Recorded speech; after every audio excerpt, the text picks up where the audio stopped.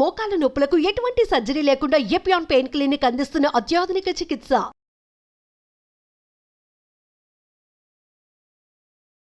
ఇవాళ రేపు పెద్ద సమస్య ఏంటంటే మనిషి వెయిట్ మెయింటైన్ చేయాలి, ఇంకోటి అందంగా కనపడాలి, మనిషి చక్కగా యాక్టివ్గా ఉండాలన్నది చాలా పెద్ద సమస్య అయిపోయింది.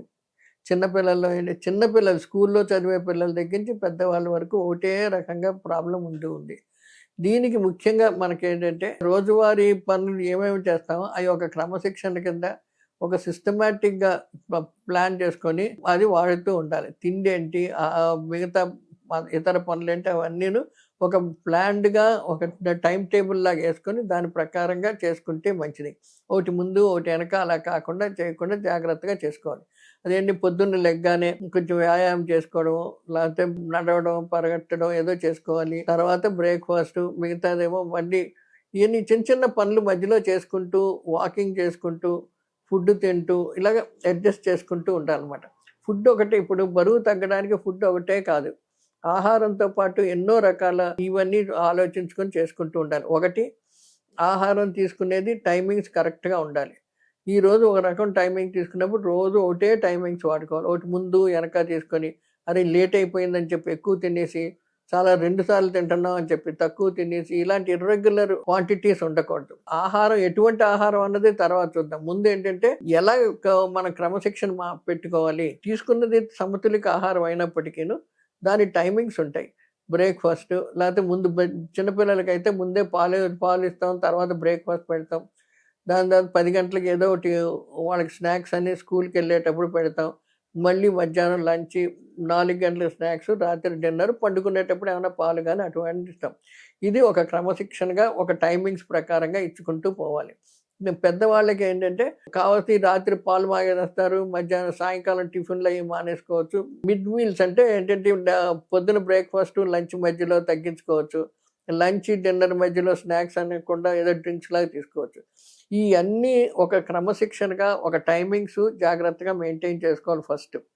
రెండోది, మనం వాడుకునే పదార్థాలు, ఆకుకూరలు ఎక్కువగా ఉండాలి. రోజుకి మనకి శరీరానికి కావాల్సిన నూనె ఎంతంటే 30 గ్రాములు. 30 గ్రాములు అంటే మీరు వెయ్యి చేసి చూసుకోండి ఎంత నూనె వస్తుందో. ఒక 5 స్పూన్లు ఉంటుంది, పెద్ద స్పూన్ ఉంటుంది కదా, పెద్ద స్పూన్తో 2 స్పూన్లు అయితే 30 గ్రాములు అయితే 15 గ్రాములు. టేబుల్ స్పూన్ అంటే 15 గ్రాములు, అవి 2 స్పూన్లు, 30 గ్రాములు రోజుకి మనకు కావాలి. ఆ ఇంధనం మనకి చాలా ఎక్కువ అయిపోతుంది. మనం ఏం చేస్తాం, అది ఎప్పుడు మనకి ఆ లెక్కే ఉండదు.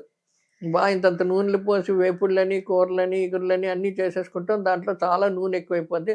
ఆ నూనె వల్లనే సగం మనకి బరువు చాలా పెరిగిపోతూ ఉంటాం అనమాట. ఇంకా మిగతా ఇతర ఆహార పదార్థాలు వదిలేయండి, ఈ నూనెని మటుకు ఫస్ట్ జాగ్రత్త చూసుకోవాలి. రెండోది అంటే ఉప్పు.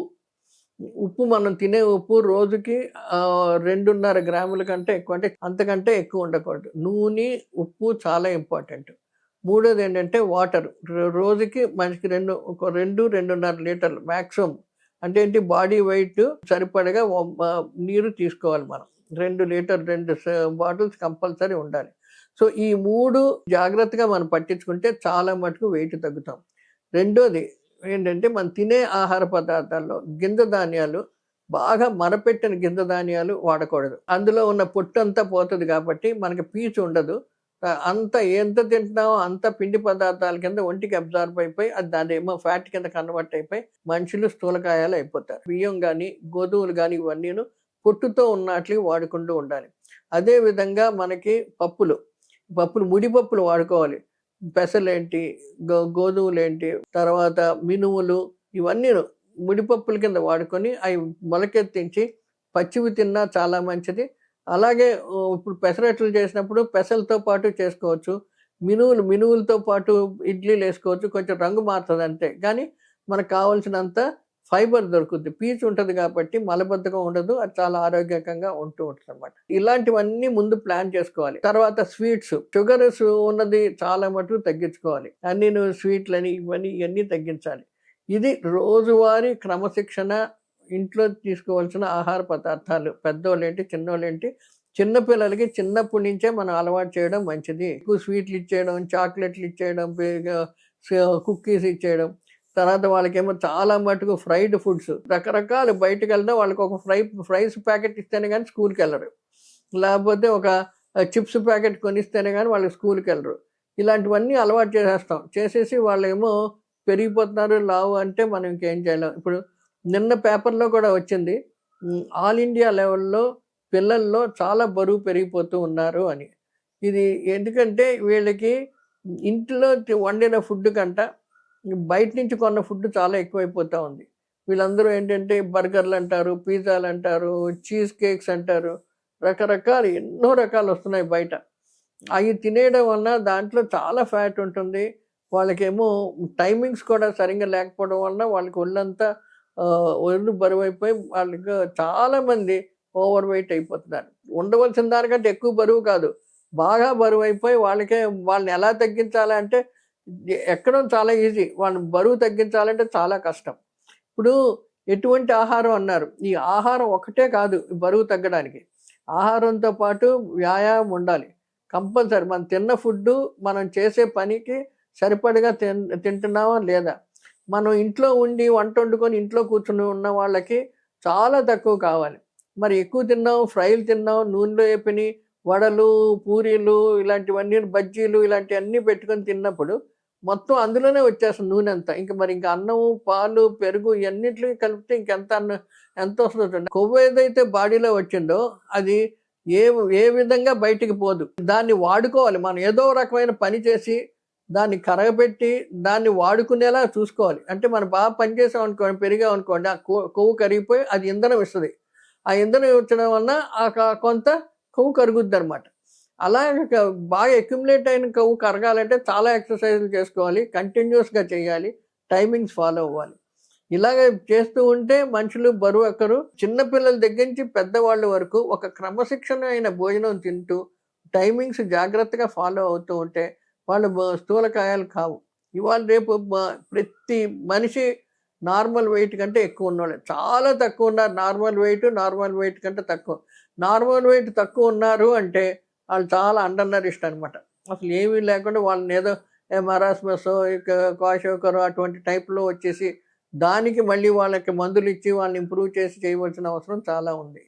ఈ బరువు ఎక్కువగానే ఏమైపోద్ది, రకరకాల హెల్త్ ప్రాబ్లమ్స్ వస్తాయి. ఈ బీపీ వస్తుంది, షుగర్ వస్తుంది, హార్ట్ ప్రాబ్లమ్స్ వస్తాయి, ఇవన్నీ తర్వాత కిడ్నీ ప్రాబ్లమ్స్ వస్తాయి. ఎక్సర్సైజ్ లేకపోతే కిడ్నీలో స్టోన్స్ వస్తాయి, గాల్ బ్లాడర్లో స్టోన్స్ వస్తాయి. ఇవన్నీ సరైన ఆహారం లేకపోతే ఈ ప్రాబ్లమ్స్ అన్నీ ఒక కట్ట కింద ఒక మనిషికి బయలుదేరుతుంటాయి. బయట తినే ఫుడ్ ఎంత తగ్గించుకుంటే అంత మంచిది. ఎక్కువగా ఈ ఫాస్ట్ ఫుడ్స్ అంటాం, ఫాస్ట్ ఫుడ్స్ అన్నీ తగ్గించాలి. అందులో ఇప్పుడు ఈ చైనీస్ ఫుడ్స్ అన్నిట్లో రకరకాల కెమికల్ యాడ్ చేస్తారు, రంగులు యాడ్ చేస్తారు. అవి ఏమో పర్మిటెడ్ కలర్సో కాదు, దానివల్ల క్యాన్సర్లు వచ్చేవి కూడా చాలా ఉన్నాయి. ఇంకోటి ఇప్పుడేమో కొత్తగా పరిశోధన వల్ల తెలిసింది ఏంటంటే అన్ని క్యాన్సర్లు మనం తినే ఆహారం సరిగ్గా లేకపోవడం వలన వచ్చిన క్యాన్సర్లే అయ్యి, ఏ వలన కాదు. అందుకని చాలా మటుకు రీసెర్చ్ చెప్పింది ఏంటంటే ఆరోగ్యకరమైన ఫుడ్ క్రమబద్ధకంగా తింటూ ఉంటే ఇటువంటి క్యాన్సర్లు మంచి దగ్గర రావు, చాలా మటుకు ఆపేయచ్చు అని చెప్పి ఒక పెద్ద స్టేట్మెంట్ ఇచ్చారు. పెద్ద స్టడీ చేసి చెప్పడం కూడా అయింది. 30 to 50% క్యాన్సర్లు ఇప్పుడు ఉన్నవన్నీ మన సరి అయిన తిండి ఆహారం సరిగ్గా లేకపోవడం వలన వచ్చిన జబ్బులు.